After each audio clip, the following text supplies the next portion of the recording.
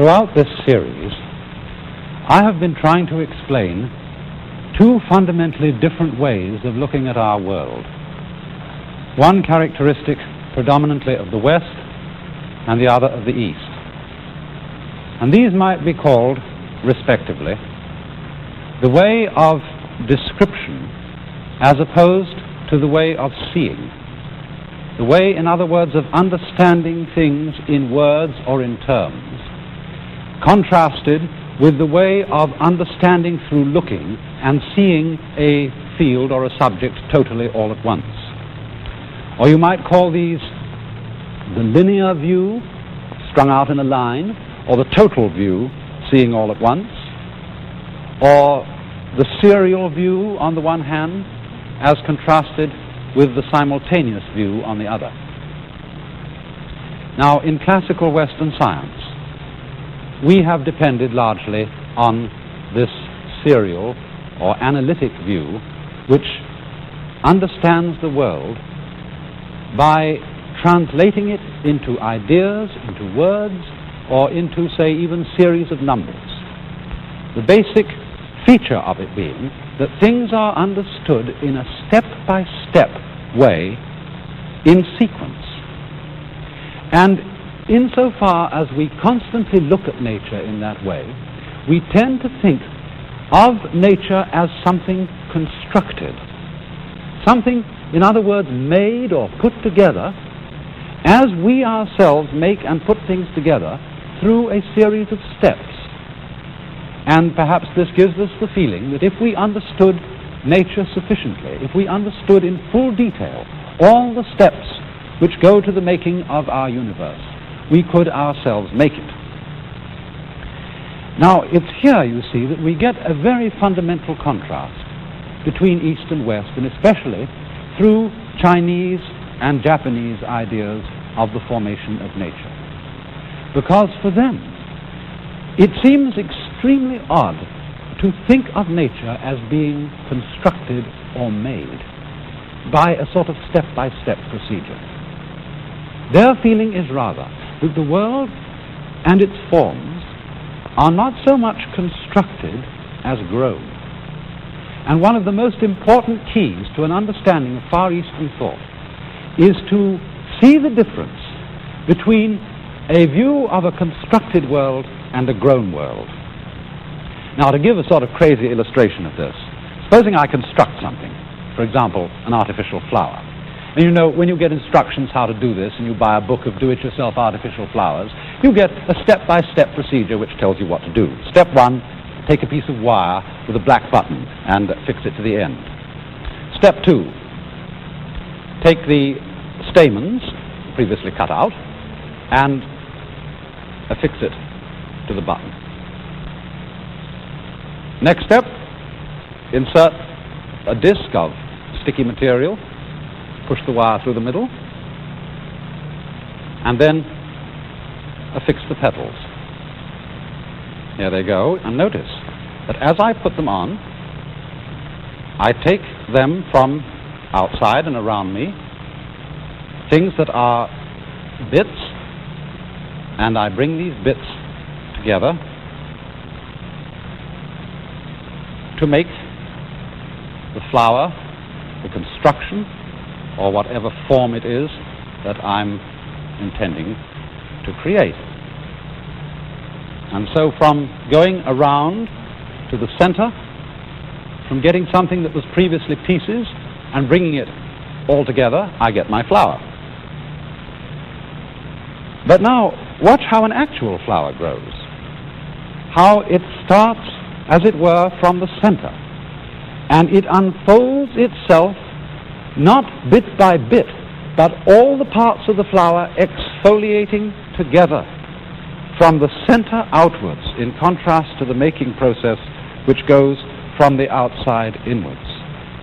From a situation where the parts are originally all apart, all in bits, and then assembled, contrasting with a situation where you have some simple beginning like a seed or a bud, and as it expands, it constellates or forms its own parts from within itself.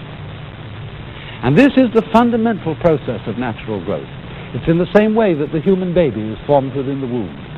It's in the same way that if you watch crystals under a microscope forming in a solution, you will notice the whole area of the crystal, the whole structure of the crystal coming into being all together at once, and you will not see a kind of bit-by-bit assemblage which we use when we make machines or make houses or make tools.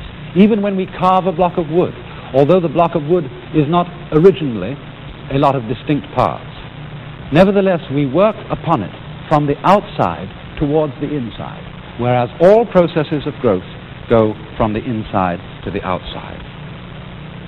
Now, in our current scientific way of thinking in the West, this kind of growth, this kind of formation, is always talked about in terms of what we call field theory, fields of force. And I suppose one of the most striking exhibitions of what a field is can be seen in looking at the formation of magnetic lines of force in iron filings, as when we take filings that are not magnetized, just thrown chaotically over an area, and then with the magnets underneath, notice that all the filings form together into a pattern, the whole area moving together, every single part of it simultaneously, into its shape. And that shows us the whole nature of a field of force.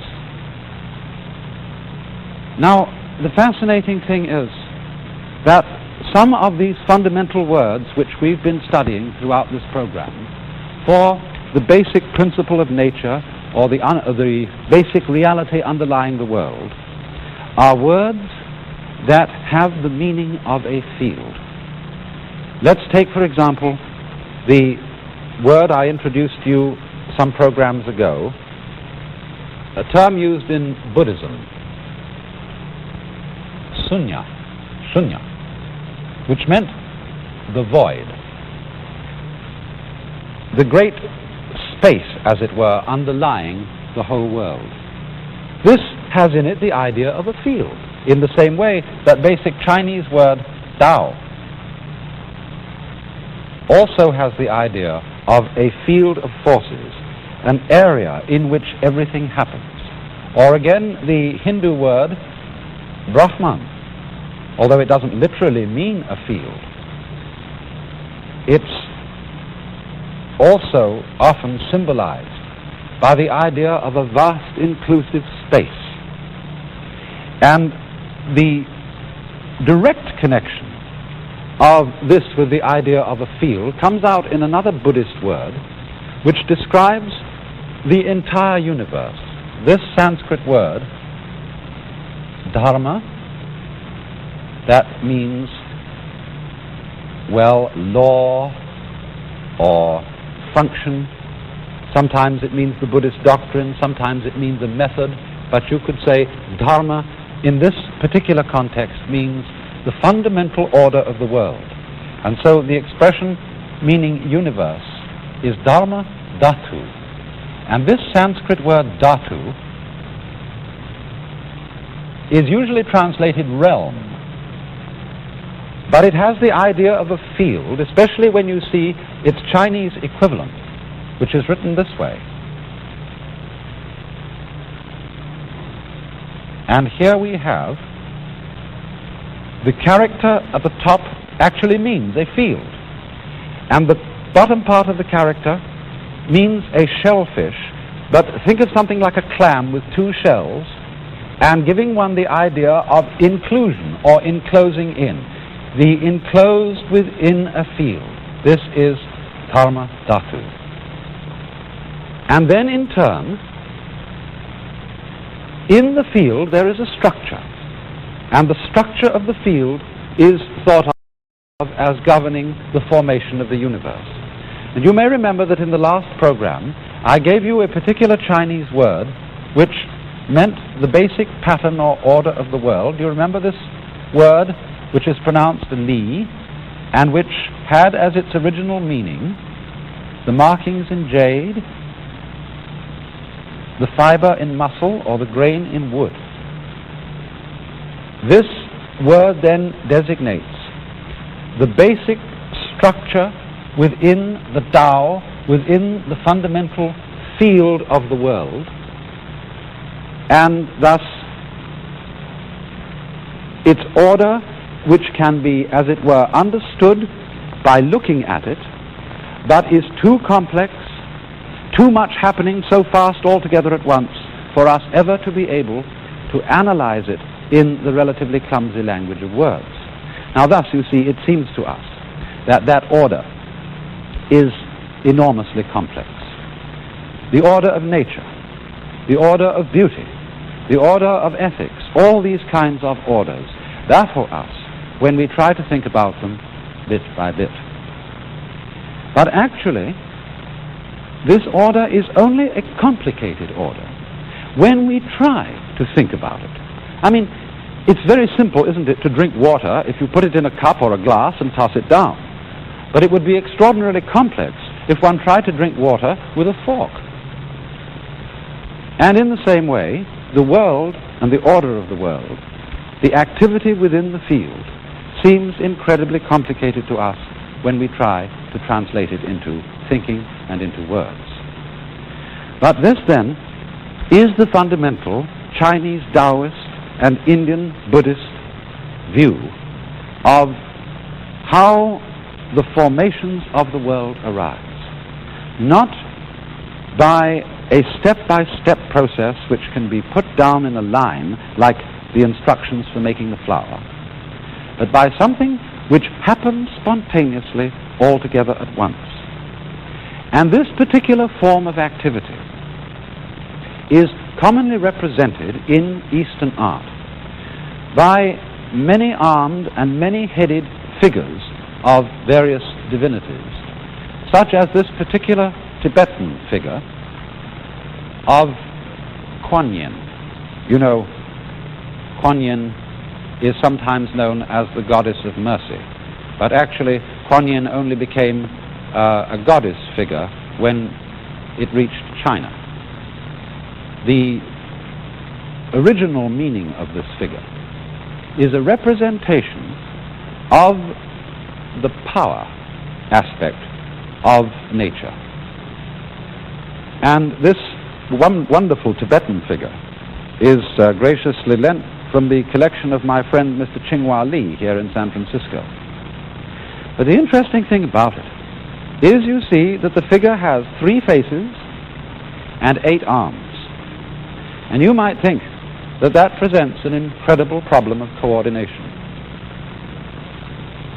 But isn't it really the same problem that we have in being alive in the simplest and most fundamental way? Our own bodies, without our thinking about it at all, are doing all kinds of things all together at once, and we don't have to stop to think about it. You remember the little rhyme, thinking of creatures with many arms, the little rhyme that says, "The centipede was happy quite, until a toad in fun said, 'Pray, which leg goes after which?' This worked its mind to such a pitch, it lay distracted in a ditch, considering how to run." And you may have noticed that the same thing can happen to us when we think too hard about how we breathe. Or if you're doing something to which you're accustomed in quite a mechanical way, like knitting or tying your necktie, when you begin to think about it too hard, you get balled up and you start dropping stitches. And so one might ask, how is it possible for Kuan Yin, this figure that we have seen, to use so many arms, to use so many faces, so many eyes? It's the same question. How can the centipede use so many legs? How can we make our bodies function, all the different parts of it going together at once without our having to think about it at all? And the answer that the Eastern world would give is that it happens because it is a field of forces. It is, in other words, a process that's going on, not governed by a boss, but a process that is self-governing. Because, you see, their idea of nature corresponds, perhaps we would say, to a democracy rather than a monarchy. In a monarchy, we have a political type of order where one mastermind is telling all the other people what to do. But we are aspiring, aren't we, in a democratic kind of political setup, to have something that is not so much like a monarchy as it is like a living organism, which is self-governing, where all the parts develop independently and yet harmoniously in terms of the pattern in a field. And so, speaking of the fundamental principle behind the world, old Lao Tzu, you remember him? I write his name down again, just in case you forget this rather difficult Chinese pronunciation. Lao Tzu, the founder of the Taoist philosophy, who's said to have lived about 600 BC, but probably lived much later. He said, speaking of Tao, the great Tao flows everywhere, both to the left and to the right. By it all things come into being. It loves and nourishes them, but does not lord it over them. Merits accomplished, it lays no claim to them. In other words, this is an idea of the ultimate reality, which does not govern the universe by ruling it, by telling it what to do, but by, as it were, letting it be free to organize itself harmoniously in the same way as you saw the iron filings organizing themselves within the magnetic field, in the same way as you saw the natural rose growing as distinct from the artificial daisy being made by being put together. Now then, these forms of Asian philosophy want us as individuals to feel that we participate in this great democracy of nature, no longer as isolated individuals trying to push it around or command it like monarchs or bosses. For their conception of the omnipotence of nature is not like the omnipotence of a king, but of a self-governing state. Not a mere collection of units, but a body, a self-organizing pattern. And they want us to feel that the true self of each one of us is that entire pattern. Now, in the ordinary way, we feel that although I am doing certain things, nevertheless, most of what is going on in the world is happening quite independently of me. The motions of the clouds and the winds, the circling of the stars, the fluctuation of the tides, the flowing of rivers, all these seem to happen quite independently of the individual me. And yet, the flowing of rivers, which seem to go along by themselves, are surely neither more nor less independent of the individual me than the beating of my own heart, which, although it seems to go on independently, I don't will the beating of my heart. Nevertheless, what is more fundamentally me? The very center of my physiological life. And if I don't will the beating of my heart, might it not also be possible to feel that although I do not will the motions of the winds, the tides, and the stars, that these are nevertheless just as much my activity as the coursing of the blood in my veins, moving without my having to think about it, like the centipede's legs?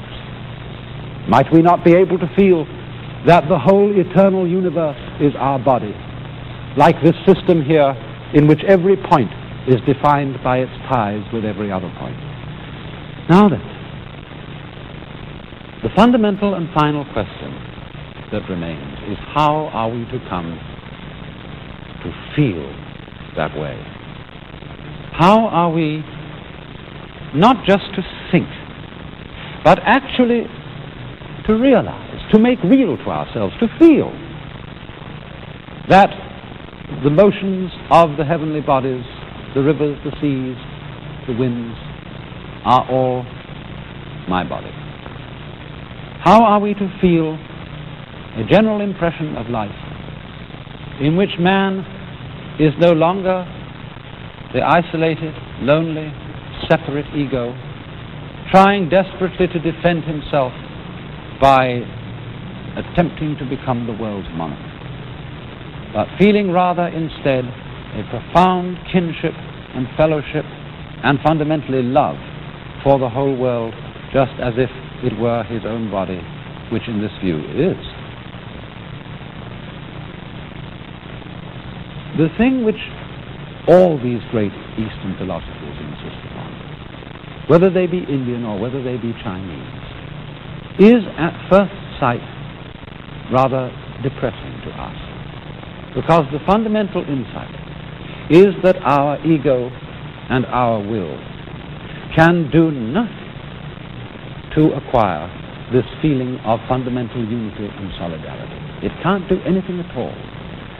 And the feeling cannot be had until, as we say, we have given up our own will, set aside our own ego. This, after all, too corresponds with the great basic Christian insight, where, as for example, Dante says of the will of God, in his will is our peace. Or, as another Christian writer says, our wills are ours to make them thine. In all the great religious traditions of the world, there is the recurrent theme of self-surrender, of giving up oneself. Now, at first sight, this seems something spineless. This seems something weak and namby-pamby, and as if, you know, the Marxists always say the religion is the opium of the people. And they validate their point of view by saying, look, religion always tells people to give up their will. That's so that the tyrant can push them around. The nasty capitalists can make them do what they want. But they forget that in the giving up of our own will, we do not surrender power, we gain power. Because in the giving up of our own will, we are, as it were, making ourselves an empty channel through which a greater power than our own can pass through. Lao Tzu said, you know, the usefulness of a window is not so much in the frame as in the empty space through which something can be seen. And so in the same way, you might say that the power of a human being is not so much in his particular individual identity as in a certain kind of emptiness through which something can flow. And so all the great religions of the world, and most especially those of the Asian world, have as their deepest insight the principle that man comes into his own and finds his true power in standing out of his own way, in getting out of his own light. And this involves, as I said, the surrender of our own will. But you see, always the problem is, how does the will surrender the will? There is a Chinese saying that when the wrong man uses the right means work in the wrong way. In other words, if I'm the wrong man, that is a willful, selfish, domineering person. Anything I do to give up my will be motivated by my fundamental selfishness. I shall be, in other words, like a clever woman who wants to get her man, but she knows that this particular man always runs away if you go after him.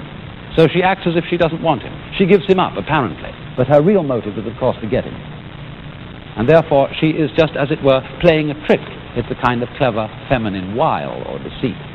And so in the same way, if we say, now, I'm going to surrender my ego, I'm going to be unselfish, I'm going to give up my will so that I can become one with God, or so that I can feel this splendid fellowship with the whole universe and feel that my identity is no longer lonely little me, but all.